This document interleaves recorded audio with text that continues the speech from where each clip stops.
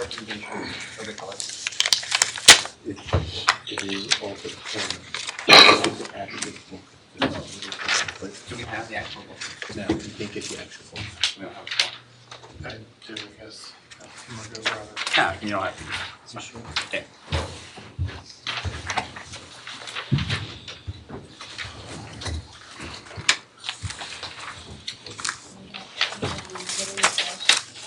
So for those of you who didn't notice, the Flyers won 4-1 last night to break their 3-game losing streak. Travis Konecny was put back in the lineup after suffering a concussion for an illegal hit a few games ago. So that's pretty exciting, I think. What's that? Like township election, that's the question. I think my mic for Eden just turned to low, based on that update. Is that Just right? saying. There you go. No, I'm a huge fan. I was tracking the game. I didn't know if you had to go back. We had our department head meeting this morning, and I walked in and I said, so I know you're all dying to know. Weeks before And they do this, and I said, Travis Konecny is back. And Where they're my like, ovens broke, and I was about to do something, actually for God, because her husband was in the hospital and everything, and all of a sudden, the oven's not warming up, and so we had to replace our whole oven. So we finally got him in like right before Thanksgiving, and I'm like, okay, I better cook something as a test run. Yeah, really. yeah.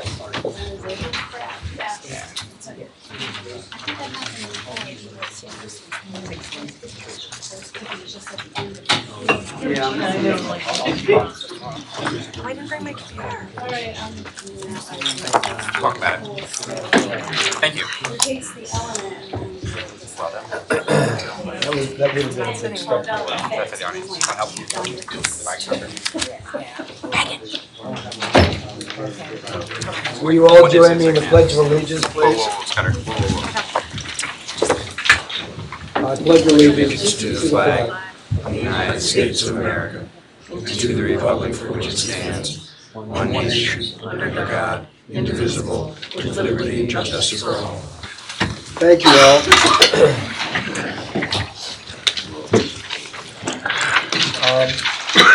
There are lots of things here piled up, so you to keep us reading, but I want to give you a quick township investigation update.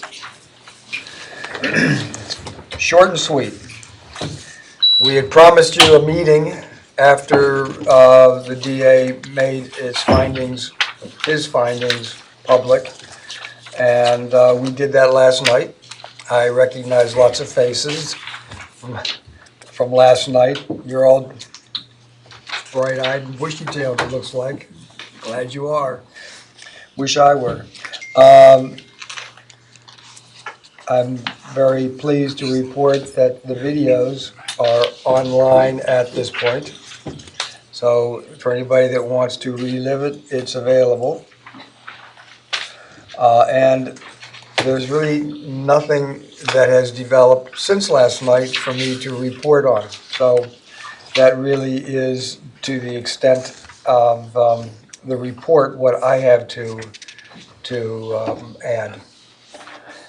Be glad to entertain questions now about this report, which doesn't have a lot of substance about which questions should be flowing, but if you have a question, speak up. And we'll be available at the end of the meeting, of course, if you want to wait until then. Seeing no hands, I'll ask, I believe it's council that's going to give us the executive session announcement. Thank you, Mr. Chairman. I'd like to announce that the Board of Supervisors met an executive session on December 10th, December 11th, December 13th, December 16th, December 17th, and December 18th to discuss matters of personnel. Thank you. Thank you. That brings us to addressing the minutes from a previous meeting, December 4th. I move that we approve the meetings from the December 4th meeting. Second. It's been moved and seconded. Is there any discussion? Hearing none, all in favor? Aye. Aye. Aye, thank you. One thing I want to do is to move the fire company report up to this point so that we don't have to have our fire chief sitting here for a long meeting when he may have other things that he's addressing. Would you like to speak to us, sir? I note that there is in the bundle of documents that you got someplace about a quarter of the way in. First page looks like this. Right. About quarter, halfway through the packet. The first page of the packet looks like this. First page of the fire company report looks like this. It's confusing. The packet starts out with police department, but there's lots more inside.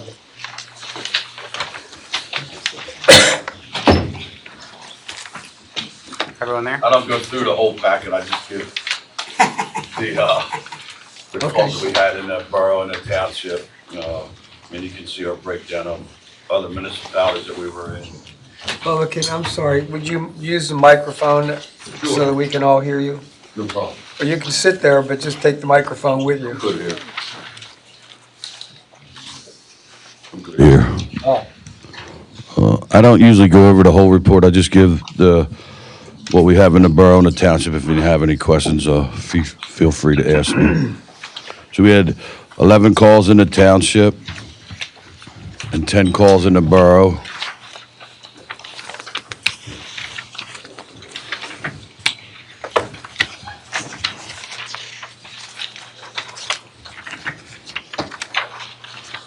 Given that that's over Thanksgiving, I'm impressed. Nobody burned the turkey. Year-to-date for fire calls, we're up to 323. We'll average out at probably approximately 350 is what we normally do. For the month of November, for ambulance, 48 in the borough, 44 in the township, total of 1,077. okay. That's all I have.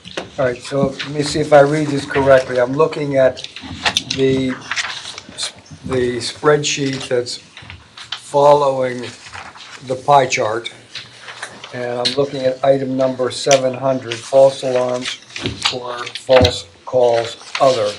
Am I reading that correctly, that in November we had 5 false alarms? Yes. Okay. That seems like a It's- low number, doesn't it? It has gone down, which I'm grateful for. We don't have a lot, but I will give you, last month when I was here, I told you I had a meeting with Victoria Gardens.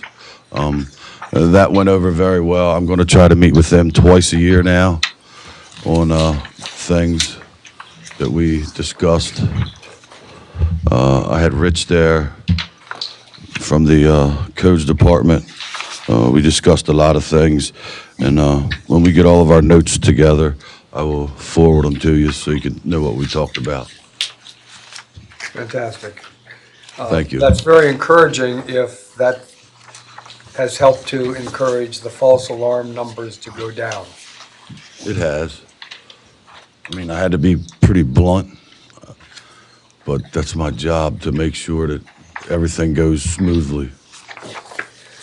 Well, and as you know, and most of the people here know, but not everybody, it's a concern of mine to raise the question of false alarms, because when the fire company is out answering a false alarm, it's not available to answer an actual fire. And it's exercising a lot of expensive equipment for no reason whatsoever. So it makes sense, in my mind, to not have those false alarms. And it's my understanding that those false alarms typically, good spring in there, those false alarms are coming from smoke alarm related issues where there really isn't a fire, but something goes off. Right. The bacon creates too much smoke, something of that sort. And that was the story of my Valentine's Day dinner last year with Gabrielle. Sorry about that, I didn't know that. That's all I have. I just had one quick question. Do you have any advice to anybody? Because I know we're getting to the time of year where people are using both space heaters and also with Christmas trees and stuff like that, that this is. Just, I mean, I don't know if you've been on Kennett's Fire Company's, our page, our website. Just make sure that you always water your trees, you know, keep your space heaters far enough away from, so that nothing catches on fire. You know, we have all that on our website, and you're more than welcome to look at it, you know. This is a bad season. Sometimes things have mishaps, but I particularly don't like space heaters, but that's me. No, I just know a couple years ago there was a really bad fire, like right on Christmas, so I just figured it was a good time to Yeah. remind everybody while we're all together. And the new technology that's out now, I mean, with the tip over, they're very good now. So with the new technology out now, that everything's a lot safer than it was before. Thank you. Thank you. Before you go, I want to ask you one other thing. You thought that you were off. Can you give us some guidance about whether the need for volunteers is an issue for Kennett Fire, and if so, what is going on, and what can we do to assist? There's always a need for volunteers. During the daytime is mostly our critical, and thank that the borough lets their employees go. So I usually can turn out 2 pieces of apparatus, you know, maybe 6 guys in the daytime. After 3 o'clock, we're usually pumping out about 12. I can dump the station. But anybody that's willing to volunteer, you don't have to be a firefighter. Anything that you can do, fire, police, administration work, we're always looking for everything to help us out. I mean, we'll send you to fire school. Fire school's a lot. It's 360 hours just to get one guy certified, and that's hard. Not everybody can give that 360 hours to go. You know, it's 8 months. It's hard, but right now I have 5 guys in Fire 1 to take the test so that they can be certified, and that helps us get more grants throughout the state. Good. Thank you very much. Thank you. Appreciate you. And from the firehouse and myself, everybody have a nice holiday. Thank you. Thank you. One question, sorry. So I made a donation and I was trying to get my company's match, but it doesn't seem like you're in the system. And then when I went on your homepage today, I couldn't figure out if you had a registration number for like a I guess it's nonprofit, I'm not really Yeah. sure. I don't handle that end of the business, Okay. but I will find out for you, I promise. And- Okay, I mean, can I call the office? Yeah, just or- call the office, which is 4810 4810? 444 Okay, or 3915. The secretary's there from 7 to 4 every day. okay.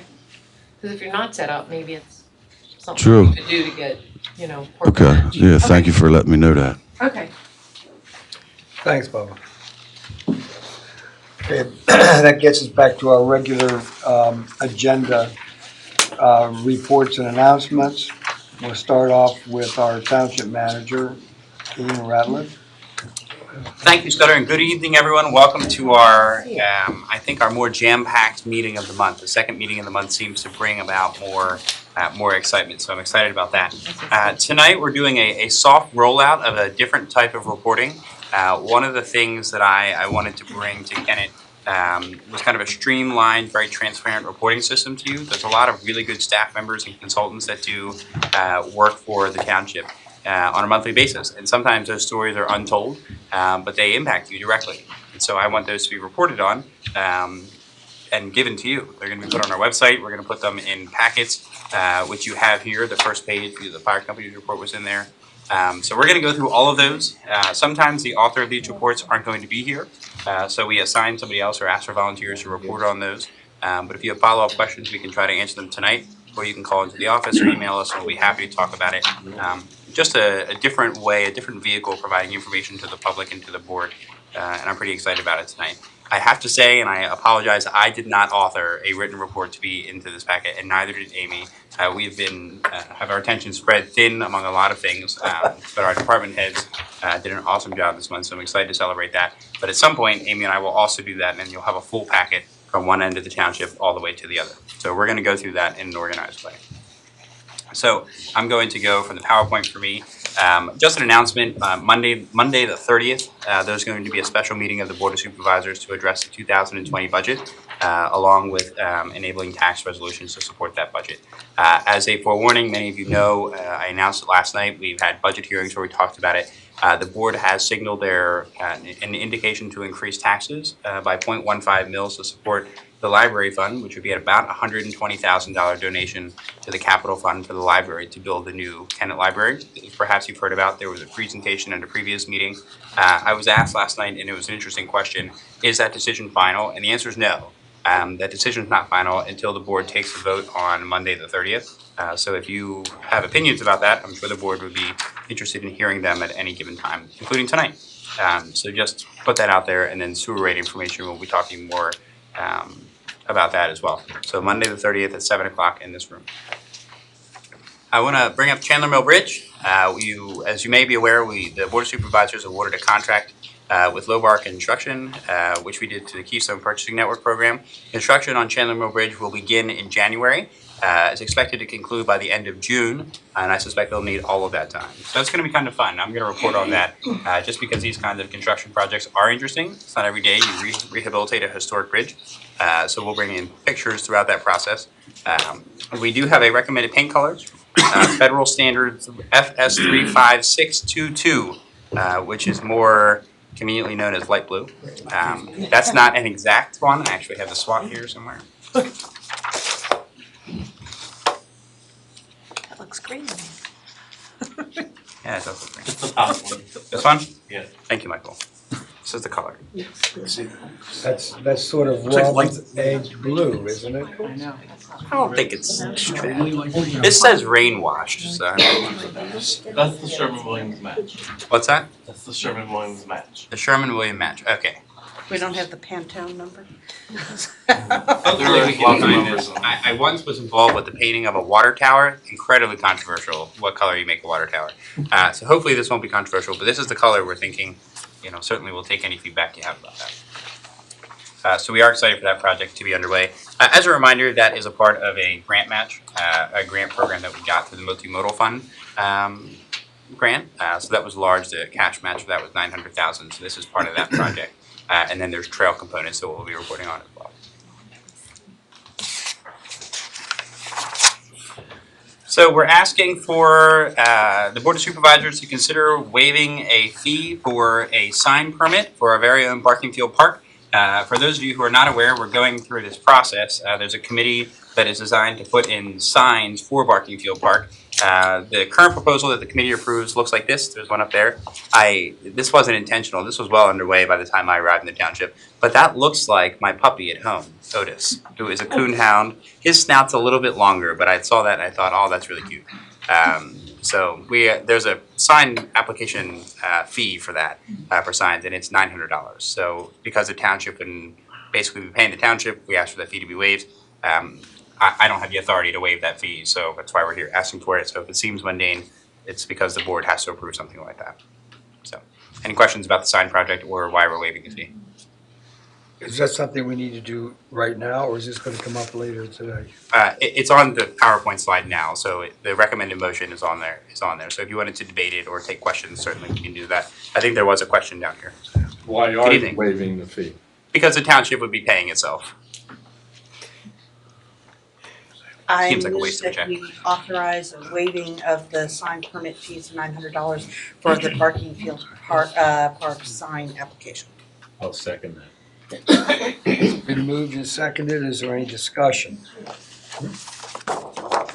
Hearing none, all in favor? Aye. Aye. Aye. It passes, Eden. Fantastic, and thank you. Who here is aware of the township's community-based land stewardship program?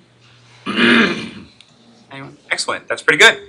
So it's a program that's taking off. It is funded by the township. One of the wonderful things that that program does, and I say for the township, but really anyone in the region can participate. There's no Kennett Township ID required to attend this speaker series that it puts on. We have 4 speakers throughout the year. Our coordinator for this program, the CBLS coordinator, is asking, and she's circulated a proposal that is here for an ecological lawn care seminar to take place on the 11th of March at 7 p.m. I think that would be really interesting for anyone to attend. It's going to be, I believe, held here, and that's going to be put on, if approved, by Brian Kunkel, who's the cooperative extension of the University of Delaware. He's a postdoc with the USDA ARS from Byron, Georgia, and he's going to be talking about the small troop-free and nut laboratory. There's a lot of really good things happening there. I can run down a list of the topics.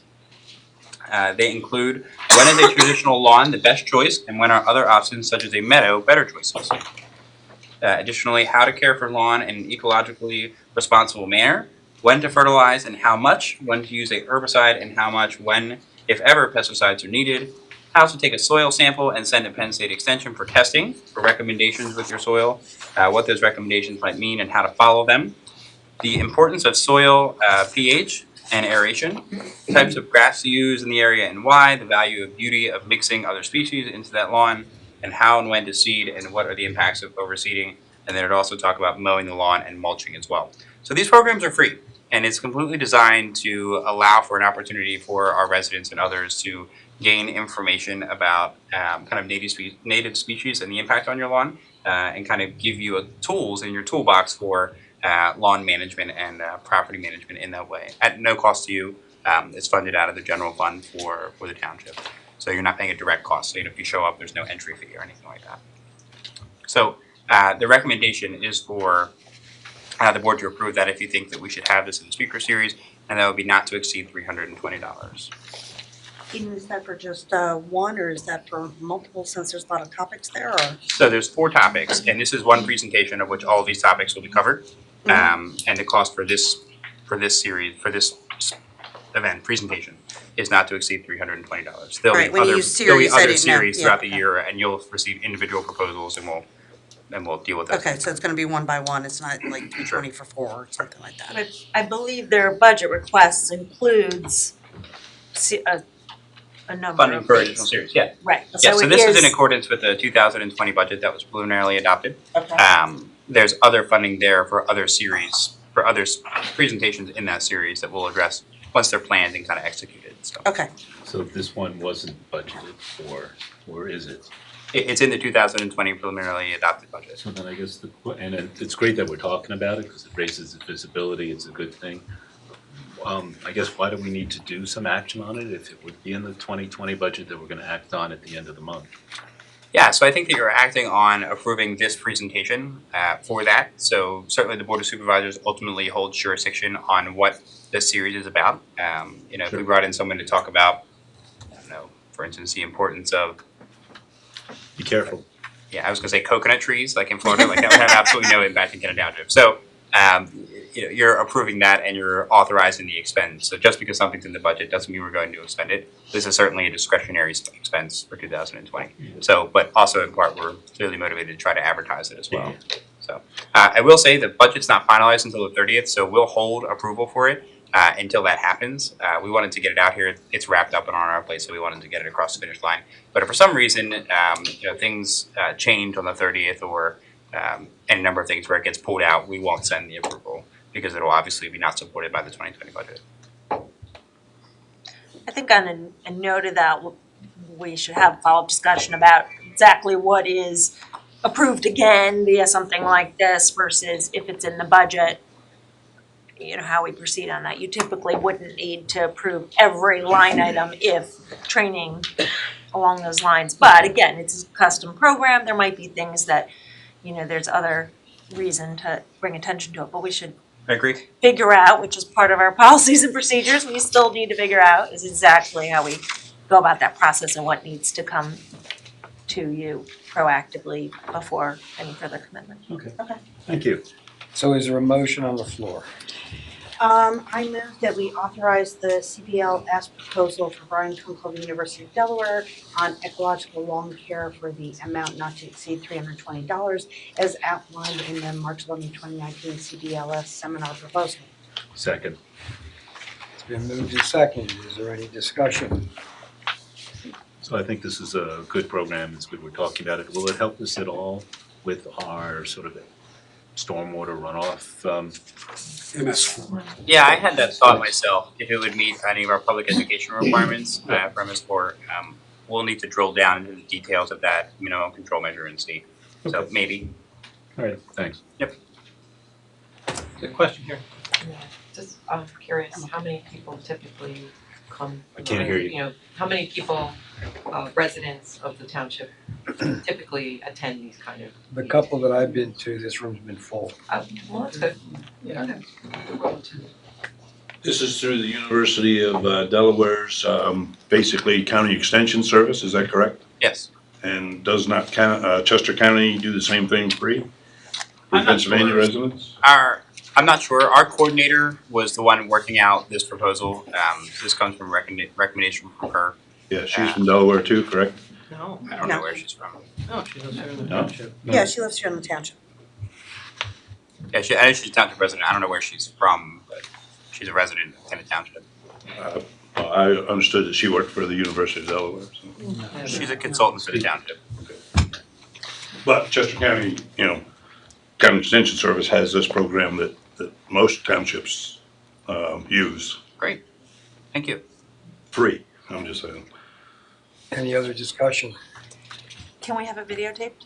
Especially if it's in this room, use our sources, tape it so that we can share it and that can extend the reach and I'm sure. life of it. You know, Yeah, I'm Maybe sure we we should can. negotiate to have that in Yeah, we can an negotiate for agreement, that. just in case he objects. I think that's important when we are having these different things, like when we've had the historical seminars. There are times when people are busy and they miss it, and I think making that part of the library of things that we keep on the website is important. Yeah, we can negotiate for that. It's a great idea. Any other discussion? I have a question Yes, sir. on library for Aiden. Aiden, can Yes. you give me a little bit of background on the purpose of the library expansion?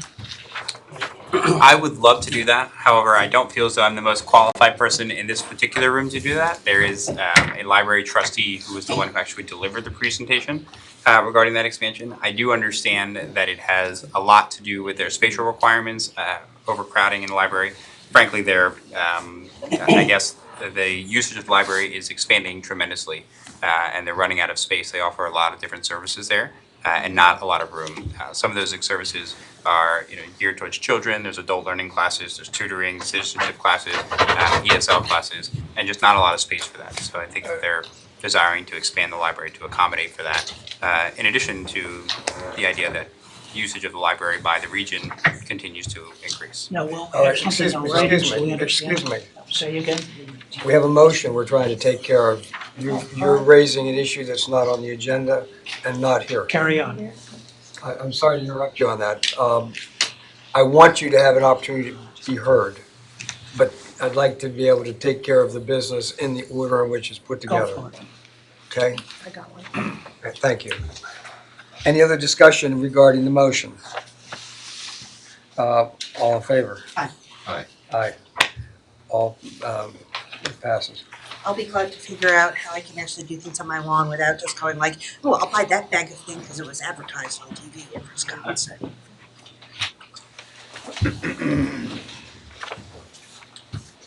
Moving right along, for those that are unaware, the township for quite some time has been engaged in litigation with a former township employee that is no longer an employee. That was transferred to insurance, and our insurance counsel has been negotiating it with the oversight of our general counsel, Dave Sanders. Is oversight the right word there? But Yes. essentially, it's reached settlement That's correct. and pending approval of the board of supervisors tonight. So I'll defer further comments to you. That's correct. Insurance counsel counsel for the township's liability insurance company has handled a matter of litigation There's a federal lawsuit that was thrown out and a state suit that survived motions to dismiss it, leading to settlement discussions between Insurance Counsel and Plaintiffs' Counsel. Insurance Counsel has agreed to settle the case and has forwarded to the board a settlement agreement and release for the board's consideration. I have reviewed it and along with Insurance Counsel recommend to the Board of Supervisors that they authorize execution of the settlement agreement and release. And this is in the Hammond litigation matter. And that would be, that would require a motion to authorize the chairman to sign the settlement agreement and release in the Hammond case as recommended by Township's Insurance Counsel. Is there a motion to that effect? I move to authorize the chairman of the Board of Supervisors to sign the proposed settlement agreement in the Hammond case as recommended by Township Insurance Counsel. You mentioned a release. There's a motion on the Fine. That was read. Yes, the release is within, it's settlement agreement and release. The release language is within the settlement. Okay, so this motion's fine, so I'll second. It's been moved and seconded. Is there any discussion? What was the issue? I mean, Is there, what was the- excuse me, I'm Sorry. sorry. I would like to have the supervisors have a chance to be heard. is there any cost to the township to this settlement? To the settlement, no. Insurance pays the settlement. I don't know whether rates will go up as a result of this claim or not. They But never go down. they, Just gonna point that, to be honest there's with you. no, They there's never go no down. outlay of township funds as a result of the settlement. Thank you. Is there a question? Yes, sir. Question for council. Council, could you provide, I'm presuming, are you at liberty to discuss or tell us or confirm that this has to do with Albert J. McCarthy? Yes, it does. Okay. And could you provide any more further details related to the settlement agreement? I don't get any specifics, I'm just getting a general broad stroke. Understood. I don't want to go into additional specifics because there, and I'm trying to remember off the top of my head, but I believe that there is a confidentiality clause in the agreement. Now, once the board authorizes it to be executed and it's executed by all the parties, I would think that the agreement would be subject to disclosure under the right to know law. But beyond that, I don't want to reveal any other details other than there are mutual releases and the litigation is being ended, settled, discontinued, and ended as a result of this agreement.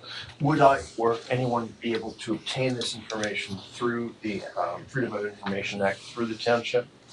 Right to know law. Right to know law? I believe you can certainly submit a request. I will have to consult the right to know law regarding settlements of litigation and the terms of the settlement itself regarding confidentiality to determine whether that request would be granted or denied. Okay, right. Well, we'll be in communication then. Thank you, sir. Well, wait. don't communicate with me. Communicate with the township's open records officer. Okay. So, Mr. Solicitor, is it the case that the board votes successfully to authorize the chairman to sign the settlement and release, which would execute it on behalf of the township? To me, it seems that settlement and release would become a public document at that point, and that after that vote, we should be able to answer the question. Is that not the case? I tend to agree. I do want to double check with the right to know law, but I believe that is the case and that it would be disclosable, but I don't want to commit to that because again, there may be specific language within the agreement that bars the parties from discussing the details and or provisions in the right to know law dealing with settlement agreements. But Mr. Ratliff is correct generally that when the board authorizes the execution of an agreement, which is a contract, that it is generally available to the public under the right to know. So quick follow-up. So if I understand correctly, you just want to confirm that there's no language in the settlement agreement that would bar it from being a public document. It would be listed within that agreement? Correct. Can I see the agreement, please? Thank you very much. Who has the agreement? I think we have a written copy here. We'll take a look at it and hopefully be able to clarify it by the end of the meeting. Okay. The settlement agreement. Okay, all right, that question is separate from the entering into the agreement. And so, I propose that we continue with addressing the motion on the floor. It's been moved and seconded, there's been discussion. Is there any other discussion that anybody has with regard to this particular motion? Hearing none, all in favor? Aye. Aye. Aye. It gives me great pleasure to be able to do that, since I'm one of the named parties on it as a supervisor. Okay, so that's done. What's next? With that being said, that concludes my report for the evening. I'm happy to take any questions on any other matters of interest to the public or the board. Okay, Aiton, I had asked a question on the library. I just wanted to get some background on the library. Have your name for the I'm record. happy to continue answering the question. Can I have his name for the record? Can we have your name and address for the record? Noel Rofast, Captain Robinson Drive, Hartsville. Sure, sure. So I can conclude and expand on my answer. I think essentially the library is of the position, the library board is of the position that it's outgrowing its current space in Cannon Square. So they're building a new space on a new property so that they can continue to offer the services that they provide now, along with additional services to the region that it serves. I'm happy to defer to the local experts in the room who are overseeing this project, because certainly my relationship to it is receiving that information and advising the board on budgetary considerations as appropriate. Does that answer your questions? Well, yes, if I get some background information, knowledge access is important. We want to make sure that we all are on that continuing education program. Can we put Jeff Yetter on the spot? He's actually the one who He's got delivered. his hand up, so I just wanted to make sure whether the question had already been answered or whether we need more. And the answer is we need more. So Jeff, would you like to answer his question? Can we give you a microphone, Jeff? Sure. Thank you.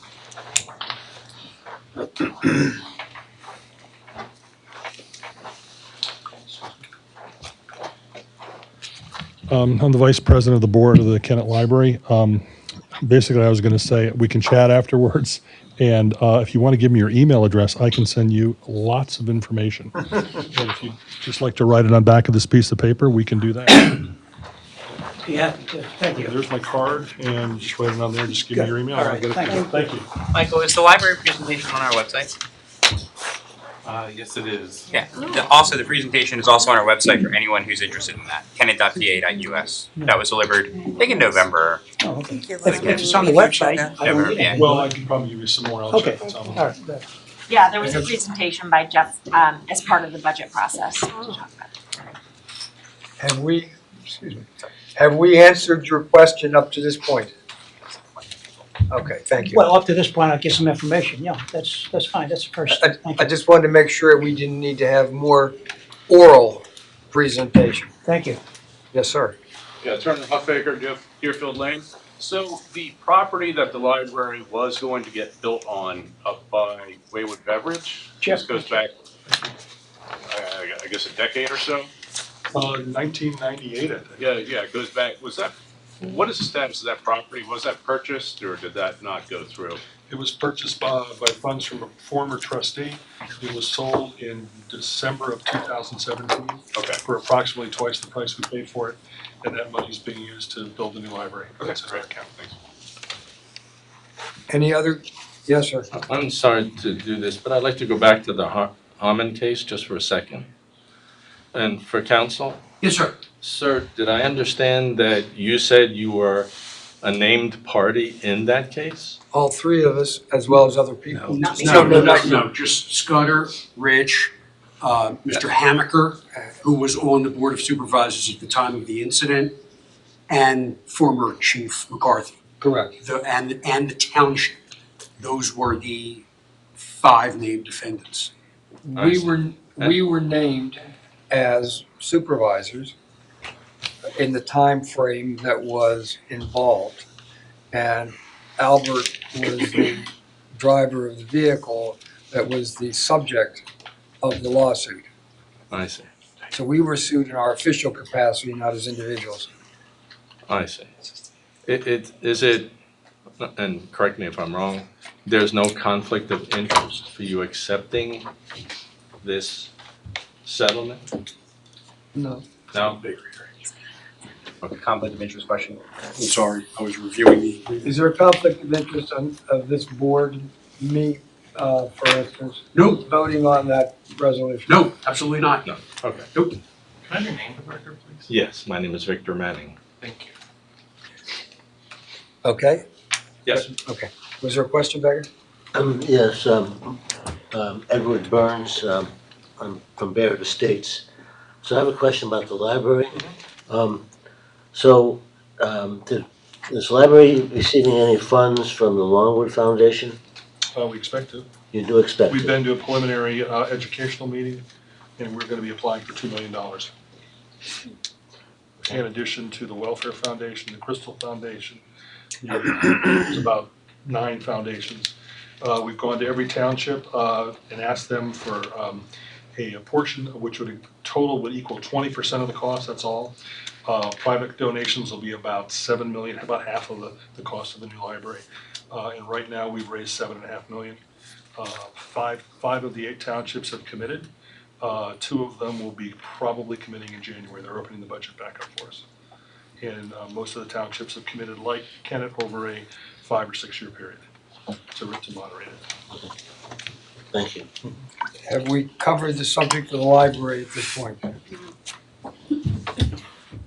What is the percentage of what Kennett Township is giving opposed to the other 7 municipalities?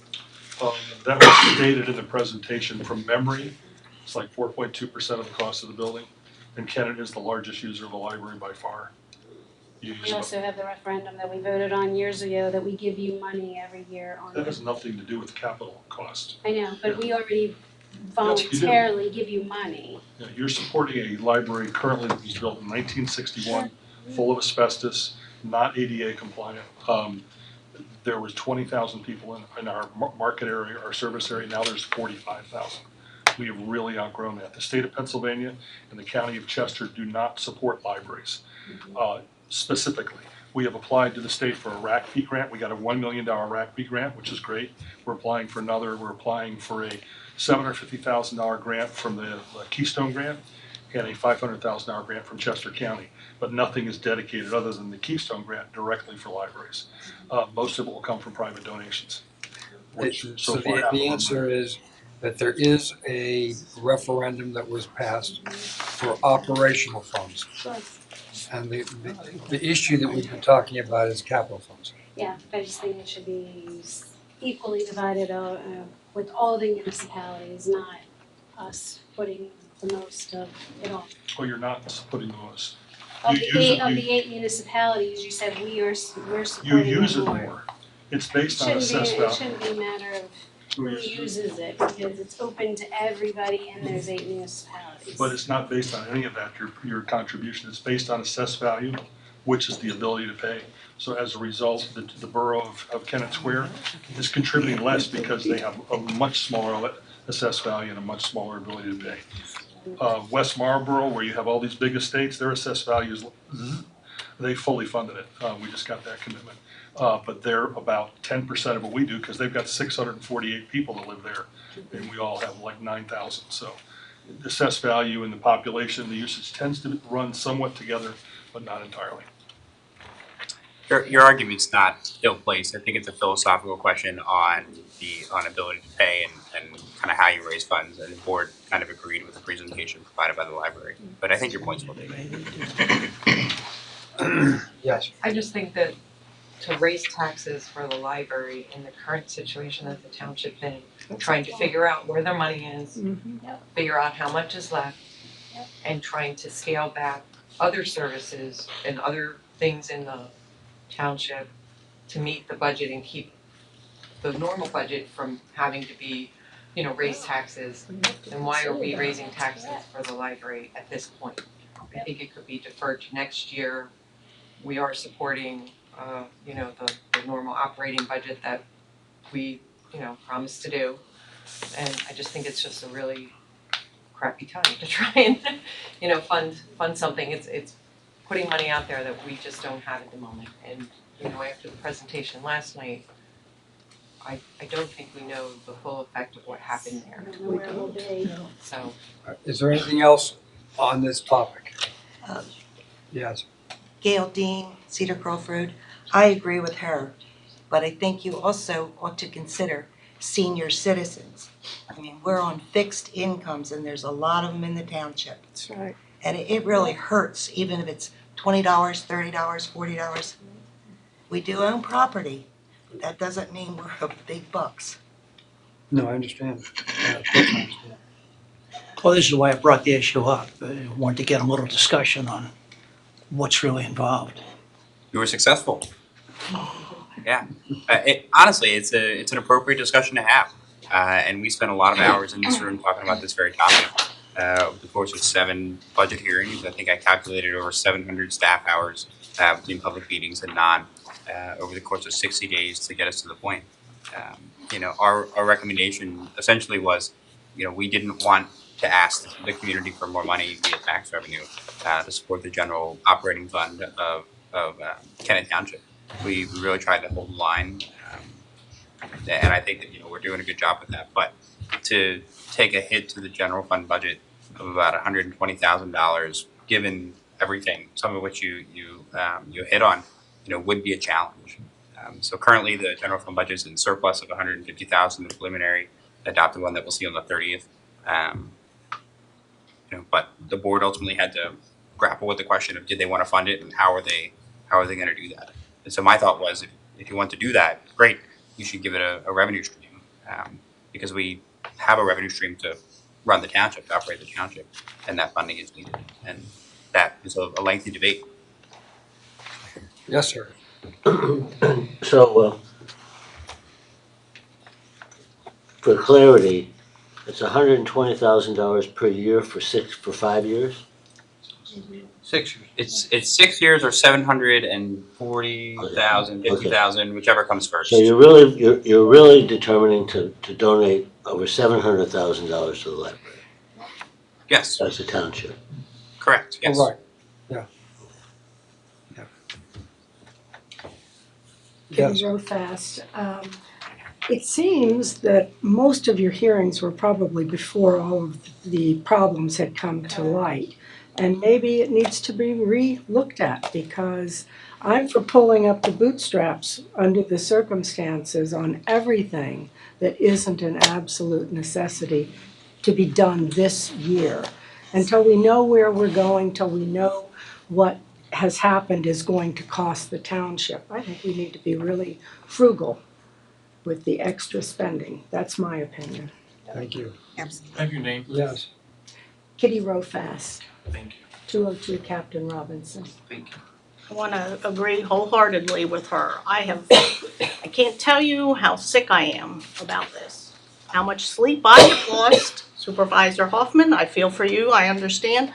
My job has suffered over this, and I can't help but creep in a little bit that we've been manipulated a little bit. I understand we had a timing here of the budget, but just as this nice lady has said, I think we have to re-look at this budget totally, get it down to the bare bones, and start again. And when I talk about that, these folks brought up the library. I was hesitant about that. I've got the police force, I've got our parks. I think all that has to be shut down and stopped, and the bare minimum until we get a handle on what's going on and we get our money back. This township owes us our money back. I think the local services tax ought to go back to what it was, because I feel like our money has been taken from us again, and it's not right. It's just not right. And I think that's where the board can really step up and do the right thing here. If I had a major financial thing happen at home, if we did, we'd be buckling down, tightening the bootstraps, hunkering down, cutting back, and I expect that to happen here. Absolutely, and I think when you look at a lot of the things that Ian did, we've been through some of those tough things, and I think, we're continuing to look at the budget's not approved yet. There were a lot of different cutbacks that have happened, and I agree. The part of, in terms of, until we get our money back, that, I just wanna make sure that everybody's clear that that's, number one, we have to go through the litigation process, and the alleged perpetrator has to be adjudged guilty, and we have to be ordered restitution and everything else. So this is gonna be a process. I don't want you to think that it's gonna be solved in 1 year, because it probably is not. So I just wanna make sure that everybody's really clear on that up front. And it's beyond horrible. Well, and that's exactly my point. This is going down years. And I'm even concerned, I'm sorry, I'm going off topic here, subject of what is the cost that we're gonna pay for this and what are we gonna get in return? I'm afraid we are not looking at this clear enough and we're gonna be over $4 million, people. I hope you know that. That we've lost 3.2 and we're gonna put probably, I have no idea, but I'm sure another million into this. Easily. Are we gonna ever get anywhere near that back, and is it worth even pursuing? So I think one of the things that was helpful for me in this process was I've done some pretty thorough research on different municipal fraud cases across the Commonwealth and even across the country. There's a very good documentary called All the Queen's Horses that you can get on Amazon Prime. I think it is eerily familiar when you go through it about what all of this looks like. There are multiple sources of revenue. The woman in that case, her name was Rita Cronwell. She stole $53 million from a town in Dixon, Illinois that's about twice the size of ours. They judged her guilty not only for the $53 million, but essentially another $53 million on top of that. So the whole amount she had to pay back was $123. They got a good chunk of it back from selling all of her quarter horses and everything else. But there were other parties that were also held liable, which helped bring the town there ended up getting most of that initial chunk back. And obviously we have litigators in place to try and do that, and again, to the extent possible, recover all their fees and everything else at the same time. It's one of the reasons why when we looked at all the different recovery counsel, we chose somebody who is a former federal prosecutor and had lots of experience in successful cases like that. And I assume they're on a, Let me sorry. interrupt. Sorry. We have an agenda. We went off on a tangent here. This is normally something we would do in public comment. That's fine, yep, And so I would like to continue back to our agenda item. that's fine, I apologize. And then we can come back and we can pursue all of this to your heart's content tonight. Not till 11 o'clock. To your, I can't do this anymore. I'm first in line.